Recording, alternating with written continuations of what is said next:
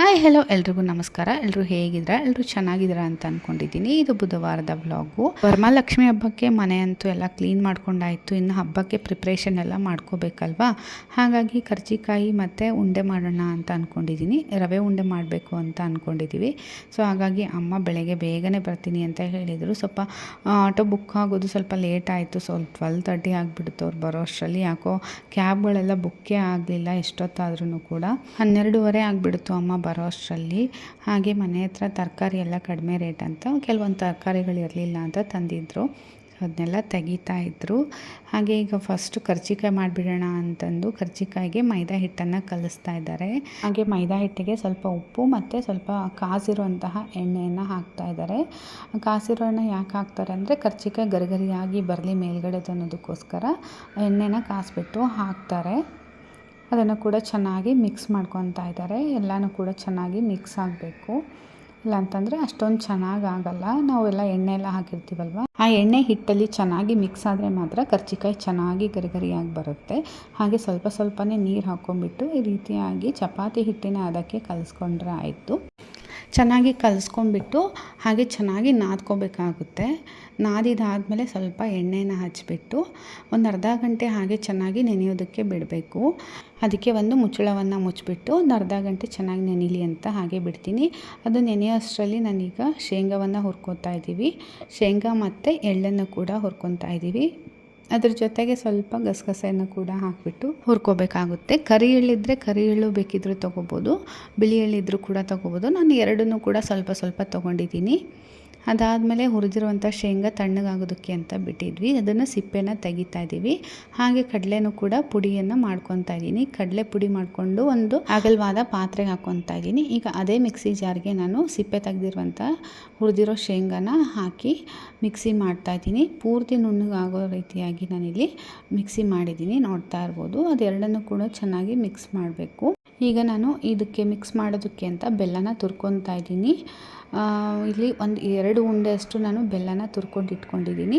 ಅದನ್ನು ಈಗ ನಾನು ಮಿಕ್ಸ್ ಮಾಡ್ತಾ ಇದ್ದೀನಿ. ಇಲ್ಲ ಅಂತಂದರೆ ನೀವು ಮಿಕ್ಸರ್ಗೆ ಹಾಕಿಬಿಟ್ಟು ಈ ಹಿಟ್ಟು ಜೊತೆಗೆ ನೀವು ಬೆಲ್ಲನ ಕೂಡ ಮಿಕ್ಸಿ ಮಾಡ್ಕೋಬೋದು. ಇಲ್ಲಿ ಬೆಲ್ಲ ಮೆತ್ತಗಿರೋದ್ರಿಂದ ನಾನು ತುರ್ಕೊಂಡಿದ್ದೀನಿ.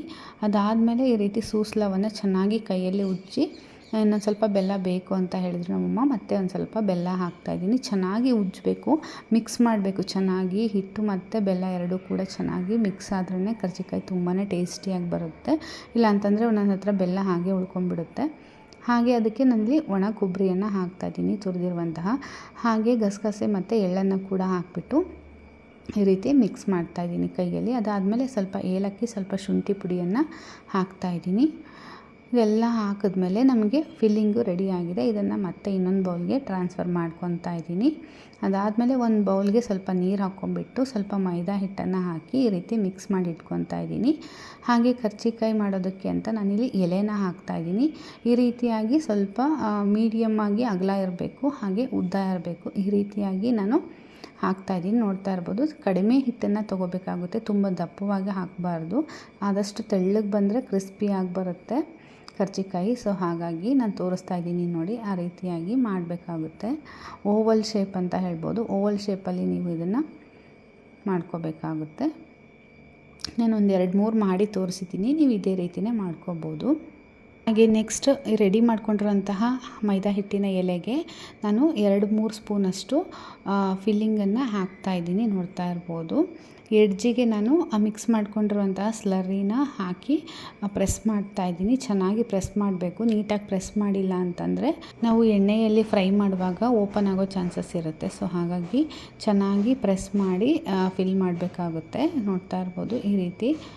ಎಣ್ಣೆ ಕಾದ್ಮೇಲೆ ನಿಧಾನಕ್ಕೆ ಒಂದೊಂದೇ ಬಿಡಬೇಕಾಗುತ್ತೆ, ಜೋರಾಗಿ ಬಿಡಬಾರ್ದು. ಎಣ್ಣೆ ಮಾತ್ರ ಚೆನ್ನಾಗಿ ಕಾದಿರಬೇಕು. ಒಂದು 10 ನಿಮಿಷ ಚೆನ್ನಾಗಿ ಕಾಯಿಸ್ಕೊಂಡ್ಮೇಲೆ ನಾವು ಫ್ರೈ ಮಾಡೋದಕ್ಕೆ ಹಾಕಬೇಕು. ಇಲ್ಲ ಅಂತಂದರೆ ಕೆಂಪಗೆ ಬರಲ್ಲ ಮೇಲ್ಗಡೆ ಎಲ್ಲ. ಸೊ ಹಾಗಾಗಿ ಒಂದೊಂದನ್ನೇ ಚೆನ್ನಾಗಿ ಫ್ರೈ ಮಾಡ್ಕೊತಾ ಇದ್ದಾರೆ ಈಗ ಅಮ್ಮ. ನೋಡ್ತಾ ಇರ್ಬೋದು ಆಲ್ರೆಡಿ ಒಂದು ಫ್ರೈ ಮಾಡಿದ್ದಾರೆ. ನನ್ನ ಮಗ ಎದ್ಬಿಟ್ಟಿದ್ನಲ್ವ, ಅವನಿಗೆ ಊಟ ಮಾಡಿಸೋದಕ್ಕೆ ಹೋಗಿದ್ದೆ. ಸೊ ಅಷ್ಟರಲ್ಲಿ ನಮ್ಮಮ್ಮ ಮತ್ತೆ ಫಿಲ್ ಮಾಡಿಬಿಟ್ಟು ಎಲ್ಲ ಒಂದೊಂದೇ ಕರಿತಾ ಇದ್ದಾರೆ.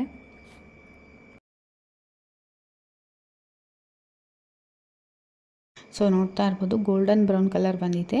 ಅಲ್ಲಿವರೆಗೂ ಕೂಡ ಎರಡು ಸೈಡು ಚೆನ್ನಾಗಿ ಫ್ರೈ ಮಾಡಬೇಕು. ಚೆನ್ನಾಗಿ ಫ್ರೈ ಮಾಡಿದ್ರೆ ಟೇಸ್ಟು ಕೂಡ ತುಂಬ ಚೆನ್ನಾಗಿರುತ್ತೆ. ಹಾಗೆ ಕರ್ಜಿಕಾಯಿ ಕೂಡ ತುಂಬ ಕ್ರಿಸ್ಪಿಯಾಗಿ ಬಂದಿತ್ತು. ನೋಡೋದಕ್ಕಂತೂ ತುಂಬ ಕಲರಾಗಿ ಕಾಣ್ತಾ ಇತ್ತು. ಬೆಲ್ಲ ಕೂಡ ತುಂಬ ಚೆನ್ನಾಗಿ ಕಲರ್ ಇತ್ತಲ್ವ, ಹಾಗಾಗಿ ಕರ್ಜಿಕಾಯಿನೂ ಕೂಡ ಚೆನ್ನಾಗಿ ಕಲರ್ ಕಾಣ್ತಾ ಇದೆ. ನೋಡ್ತಾ ಇರ್ಬೋದು ಕರ್ಜಿಕಾಯಿ ರೆಡಿ ಆಯಿತು.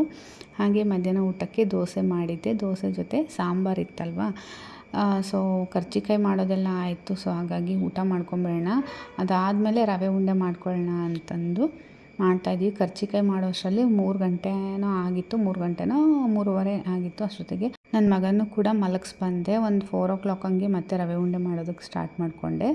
ತುಪ್ಪ ಹಾಕಿಬಿಟ್ಟು ದ್ರಾಕ್ಷಿ ಮತ್ತು ಗೋಡಂಬಿನ ಚೆನ್ನಾಗಿ ಫ್ರೈ ಮಾಡ್ಕೋಬೇಕು ತುಪ್ಪದಲ್ಲಿ. ಅದನ್ನು ಚಿಕ್ಕ ಚಿಕ್ಕದಾಗಿ ಕಟ್ ಮಾಡ್ಕೊಂಡಿದ್ದೀನಿ, ಯಾಕಂದರೆ ಉಂಡೆಯಲ್ಲಿ ಹಿಡಿಯೋಲ್ಲ ದೊಡ್ಡ ದೊಡ್ಡದಾಗಿ ಹಾಕಿದ್ರೆ. ಸೊ ಹಾಗಾಗಿ ನಾನು ಚಿಕ್ಕ ಚಿಕ್ಕದಾಗಿ ಕಟ್ ಮಾಡ್ಕೊಂಡಿದ್ದೀನಿ ಗೋಡಂಬಿನ. ಚೆನ್ನಾಗಿ 1-2 ನಿಮಿಷ ಚೆನ್ನಾಗಿ ಫ್ರೈ ಮಾಡಿ ತೆಗಿಬೇಕು. ಕೆಂಪಗಾದಮೇಲೆ ನಾನು ಸಪ್ರೇಟ್ ಒಂದು ಪ್ಲೇಟಿಗೆ ತೆಗೆದಿಡ್ತಾಯಿದ್ದೀನಿ. ನಾನಿಲ್ಲಿ ಗ್ಯಾಸ್ನ ಆಫ್ ಮಾಡಿಬಿಟ್ಟು ಚಿರೋಟಿ ರವೆನ ಹಾಕ್ತಾಯಿದ್ದೀನಿ.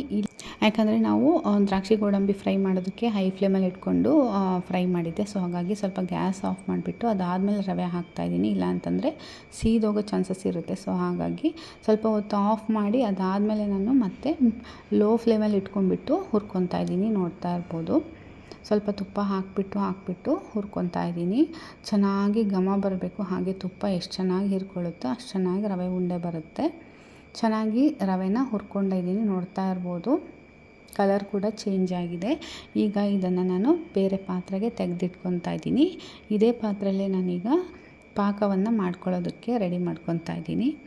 ಈಗ ನಾನು 7 ಕಪ್ಪಷ್ಟು ಸಕ್ಕರೆನ ತೊಗೊಂಡಿದ್ದೀನಿ. ಅಂದರೆ ಚಿರೋಟಿ ರವೆ 7 ಕಪ್ ಇದೆ. ಸೊ ಹಾಗಾಗಿ 7-7.5 ಕಪ್ಪಷ್ಟು ನಾನು ಸಕ್ಕರೆನ ಹಾಕ್ತಾಯಿದ್ದೀನಿ. ಹಾಗೆ ಸಕ್ಕರೆ ಮುಳುಗುವಷ್ಟು ನೀರನ್ನು ಹಾಕಿದರೆ ಆಯಿತು. ನಲ್ಲಿ 1 ಲೋಟ ನೀರನ್ನು ಹಾಕ್ತಾಯಿದ್ದೀನಿ. ಸಕ್ಕರೆ ಮುಳುಗಿ ಚೆನ್ನಾಗಿ ಒಂದು 15 ನಿಮಿಷ ಕುದಿಸ್ಬೇಕು. ಒಂದು 15 ನಿಮಿಷ ಕುದಿಸಿದ್ರೆ ಸಾಕು. ನಿಮಗೆ ನೀರನ್ನು ಲೆವೆಲಿಗೆ ಹಾಕಿರ್ತೀರಲ್ವ, ಹಾಗಾಗಿ ಪಾಕ ಬಂದುಬಿಡುತ್ತೆ ಒಂದು 10-15 ನಿಮಿಷಕ್ಕೇ. ಸೊ ಇದಕ್ಕೆ ನಾನೀಗ ಇಲ್ಲಿ ಒಣ ಕೊಬ್ಬರಿನ ತೆಗೆದಿಟ್ಕೊಂಡಿದ್ದೆ, ಒಣ ಕೊಬ್ಬರಿಯನ್ನು ಹಾಕ್ತಾಯಿದ್ದೀನಿ. ಅದಾದಮೇಲೆ ಹುರಿದಿಟ್ಕೊಂಡಿರೋಂತಹ ದ್ರಾಕ್ಷಿ ಗೋಡಂಬಿನ ಕೂಡ ನಾನು ಹಾಕ್ತಾಯಿದ್ದೀನಿ. ಇದೆರಡನ್ನು ಹಾಕಿದ ಮೇಲೆ ಹುರಿದಿಟ್ಕೊಂಡಿರೋಂತಹ ರವೆನ ಹಾಕಿ ಚೆನ್ನಾಗಿ ಮಿಕ್ಸ್ ಮಾಡಬೇಕಾಗುತ್ತೆ. ಇಲ್ಲಾಂದರೆ ಯಾರಾದರೂ ಇದ್ದರೂ ಕೂಡ ಹಾಕ್ಕೋಬೋದು. ಆ ಥರ ಏನು ಗಂಟೆಲ್ಲ ಏನೂ ಆಗೋಲ್ಲ, ಯಾಕಂದರೆ ಚೆನ್ನಾಗಿ ತುಪ್ಪದಲ್ಲೇ ಹುರಿದಿರೋದ್ರಿಂದ ಗಂಟಾಗೋ ಚಾನ್ಸಸ್ಸು ಕಡಿಮೆನೇ ಇರುತ್ತೆ. ಚೆನ್ನಾಗಿ ಮಿಕ್ಸ್ ಒಂದು 2 ನಿಮಿಷ ಚೆನ್ನಾಗಿ ಒಲೆ ಮೇಲೆ ಮಿಕ್ಸ್ ಮಾಡಾದಮೇಲೆ ನಾನಿಲ್ಲಿ ಒಂದು ಅಗಲವಾದ ಪಾತ್ರೆಗೆ ಹಾಕ್ಕೊಳ್ತಾ ಇದ್ದೀನಿ. ನೋಡ್ತಾ ಇರ್ಬೋದು ತುಂಬಾ ಬಿಸಿ ಇತ್ತಲ್ವ, ಆವಾಗ ಸ್ವಲ್ಪ ತೆಳ್ಳಗಿತ್ತು. ಸೊ ಇವಾಗ ಗಟ್ಟಿ ಆಗ್ತಾ ಬರ್ತಾಯಿದೆ. ತುಂಬ ಬಿಸಿ ಇರೋದ್ರಿಂದ ಕೈಯಲ್ಲಿ ಮುಟ್ಟೋಕ್ಕಾಗಲ್ಲ, ಹಾಗಾಗಿ ಸ್ವಲ್ಪ ಹೊತ್ತು ಗಾಳೀಲಿ ಕುತ್ಕೊಂಡು ಆರಿಸ್ತಾ ಇದ್ದೀವಿ. ಹಾಗೆ ಮರಕ್ಕೆ ಸ್ವಲ್ಪ ಒಣ ಕೊಬ್ಬರಿನ ಹಾಕ್ತಾಯಿದ್ದೀನಿ. ಕೈಗೆ ಸ್ವಲ್ಪ ನೀರನ್ನು ಹಚ್ಕೊಂಡ್ಬಿಟ್ಟು ಈ ರೀತಿ ಉಂಡೆ ಮಾಡಿದ್ರೆ ಆಯಿತು, ರವೆ ಉಂಡೆ ರೆಡಿ ಆಗುತ್ತೆ. ಒಂದು 3-4 ಜನ ಇದ್ದರೆ ಬೇಗ ಆಗಿಬಿಡುತ್ತೆ ರವೆ ಉಂಡೆ. ಹಾಗೆ ಬಿಸಿ ಇದ್ದಾಗಲೇ ಬೇಗ ಕಟ್ಟಬೇಕು, ಇಲ್ಲ ಅಂತಂದರೆ ಅದು ಒಣಗಿ ಮೇಲ್ಗಡೆ ಎಲ್ಲ ಡ್ರೈ ಆಗ್ತಾ ಬರ್ತಾ ಇರುತ್ತೆ, ಅದು ಕಟ್ಟೋದಕ್ಕೆ ಆಗಲ್ಲ. ಹಾಗೆ ಸ್ವಲ್ಪ ನೀರನ್ನು ಹಚ್ಕೊಂಡ್ಬಿಟ್ಟು ಕಟ್ತಾಯಿದ್ದೀವಿ, ಯಾಕಂದರೆ ಬಿಸಿ ಇರುತ್ತಲ್ವ, ಕೈಯೆಲ್ಲ ಸುಟ್ಟೋಗ್ತಾಯಿತ್ತು. ನಮ್ಮ ಅಮ್ಮಂಗಂತೂ ಉಫ್ ಮಾಡ್ಕೊಂಡು ಕಟ್ತಾಯಿದ್ರು. ನಾನು ಸ್ವಲ್ಪನೇ ತೊಗೊಂಡು ಕಟ್ತಾಯಿದ್ದೆ. ನಮ್ಮಮ್ಮ ಜಾಸ್ತಿ ತೊಗೊತಿದ್ರಲ್ವ, ಹಾಗಾಗಿ ಕೈಯೆಲ್ಲ ಸುಟ್ಟೋಗಂಗಾಗ್ತಿತ್ತು. ಹಾಗೆ ಸ್ವಲ್ಪ ಹೊತ್ತು ಹೊರಗಡೆ ಕುತ್ಕೊಂಡು ಮಾತಾಡಿಕೊಂಡು, ಒಳಗಡೆ ಅಂತೂ ತುಂಬಾ ಸೆಕೆ ಇತ್ತಲ್ವ, ಹಾಗಾಗಿ ಹೊರಗಡೆ ಕುತ್ಕೊಂಡು ಉಂಡೆ ಕಟ್ಟಿದ್ವಿ. ಉಂಡೆ ಮತ್ತು ಕರ್ಜಿಕಾಯಿ ಎರಡೂ ಕೂಡ ರೆಡಿ ಆಯಿತು.